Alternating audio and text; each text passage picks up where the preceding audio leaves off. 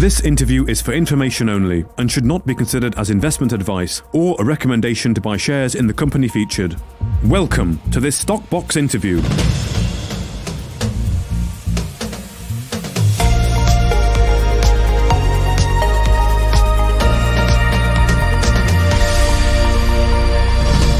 Joining us today is James Campbell, the MD of Botswana Diamonds. Hi James, how are you doing?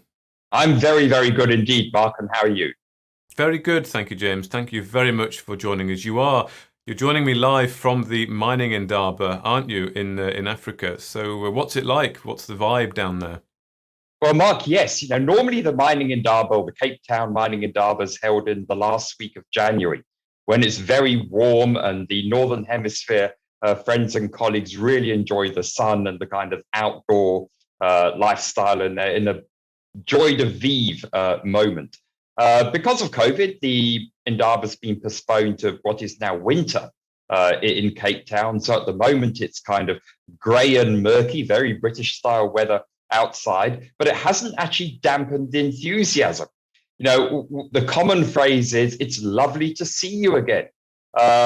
And it's because of that, I think this Indaba has just grown from the previous Indabas.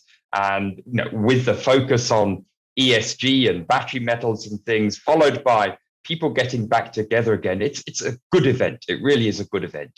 Yes, it's nice to be going back and meeting people again. I know that the UK Investor Show is on in about a week's time, and we are going to be there. I'm looking forward to meeting people. Now, I'll just get in very quickly. Stockbox 22 will get you a free ticket to that event. I'll just get that plug in there, but I'm looking forward to that myself. So I hear you've actually met with the President of Botswana and the Minister of Mines. So how's that gone? Mark, it was a tremendous privilege to be invited by His Excellency, the President of the Republic of Botswana, for a meeting along with his Minister of Mines, the Minister of Foreign Affairs, and the Permanent Secretary in the Department of Mines. And he was most open, most engaging, clearly a very, very bright guy. And it was basically an open session where we could chat, we could ask questions, and he would answer off the cuff, and he did. Now, it wasn't something which he kind of delegated to his minister, or it wasn't kind of scripted beforehand, like so often is the case. And the two things I would like to pick up, particularly for this interview, was I asked him specifically about exploration funding in Botswana, unsurprisingly, because Botswana Diamonds is an explorer. And why I asked this is that next week, the Botswana Resource Infrastructure and Energy Forum, I'm giving a talk on diamonds past, present, and future. And if one looks at the future diamond resources of Botswana, it's going to be probably within your lifetime, maybe not mine, that diamonds actually run out in Botswana. So something's got to be done to stimulate diamond exploration. And as we know, most of that money comes from offshore. So we had a discussion about that. And he made it quite clear that he is a huge fan of innovation, and he sees exploration as being the same as innovation, which I think is a very accurate point from him. And they are looking at ways of incentivizing that within Botswana, turning it into a knowledge economy and boosting exploration. And I thought that was very, very refreshing to hear. And the one thing that I know about Botswana, having worked there for over 30 years, is when they say they're going to do something, they actually do it. And I know that many of us are quite skeptical about politicians in general, but I found it in Botswana, one doesn't need to be skeptical because they really do what they say.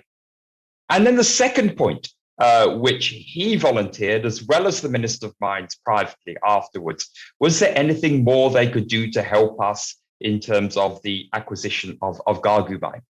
And I said, your department has been splendid. We received the Competition Authority approval, we received the Section 50 approval, the Director of Mines who we dealt with was most courteous. He always answered the telephone, always answered the email, and he met all of his own timelines. And I said, I can't ask for anything more, aside from, of course, if you've got a spare $4 million to actually acquire the mine, I couldn't ask for more. So, and it's rare that one can say that to a government official, that they really have gone the extra mile. And interestingly, I had a conversation with the CEO of the Botswana Chamber of Mines, the following day, yesterday morning. And he echoed the same thing. James, is there anything we can do as the chamber to actually help you? We want you guys to succeed. We want you guys to continue the great work that you are doing, and we are here to support you. And I thought that's just a fantastic example of servant leadership, which is, after all, what I think it should all be about. Well, we do hear that Botswana is a great jurisdiction to do business, in particularly in mining and exploration. But this is another level, meeting with the President and the Minister of Mines and really wanting to help you. It's really positive to be working in that environment. You've mentioned there Ghaghoo, and of course, let's get an update on that because there has been an RNS this morning. Now, last time we were speaking, you were talking about extending the long stop date to enable negotiations to continue. But this has now lapsed. So where are we now with Ghaghoo and the funding arrangement? Yes, Mark. This is the long stop date has been extended twice.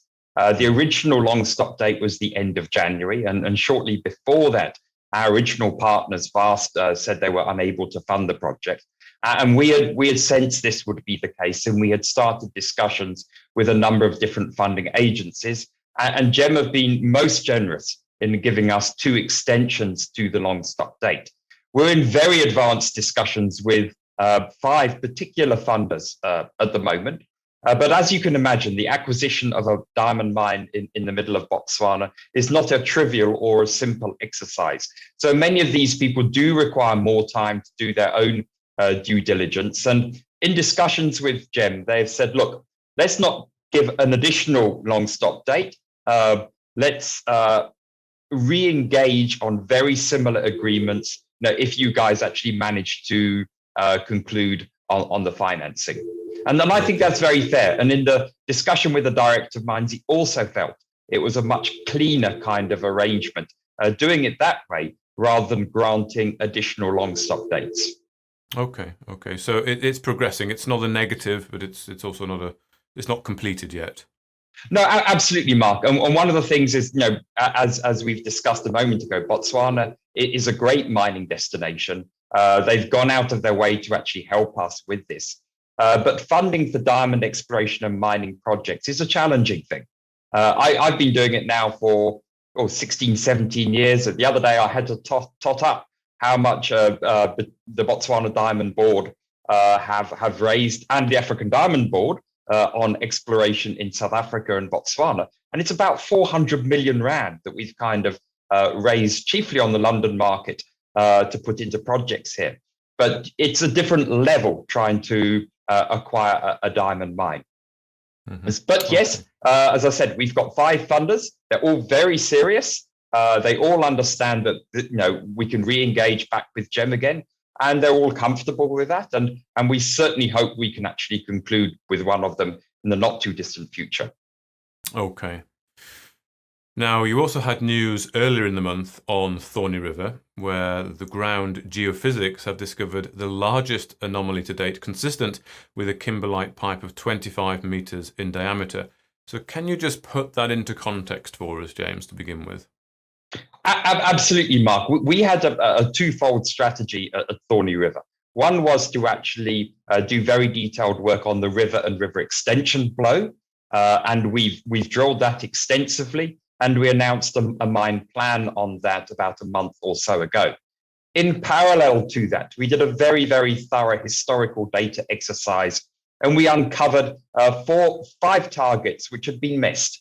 There were holes possibly drilled in the wrong direction, geophysics which had only covered half the anomaly and things. So, and this was kind of very painstaking work. So we decided to pause on the river and river extension whilst we did this geophysics. And yes, exactly as you said, Mark, in your introduction, we discovered 5 very distinct gravity lows. And a gravity low is entirely coincidental with kimberlite, by the way.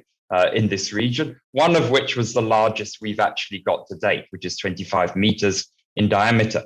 So the plan is to go and drill these in the winter season, which is our dry season, which is round about June, July, August, because access is an awful lot easier. And then all being well, we can add that into the mine plan. And then we're looking at something like a hub and spoke mining model, where you have 2, 3, 4 different kimberlite blows and a centralized processing plant. Okay, so drilling to start July, August, so very, very soon. It'll keep the London markets entertained over the what's generally a boring summer. How are you and the team feeling about drilling and, of course, this 25-meter anomaly that you found? We're very, very excited about that. When we first started in this area, we realized that diamond exploration is like looking for a needle in the haystack, and you've got to be take it very painstaking. And you've got to be very mindful of raising money and shareholder dilution. And we're delighted. We're particularly delighted in discovering the largest anomaly. We didn't expect that. We expected maybe anomalies in the order of 10 to 15 meters in diameter. But to discover something 25 meters in diameter, which is only a couple of 100 meters away from the river blow itself, was enormously exciting and most encouraging for our board and our shareholders. Okay, good. Well, in terms of news flow going forward then, James, of course, I guess we can expect to hear that the drills are turning, and then maybe 2 or 3 months down the line, results from that. What else can the market look forward to?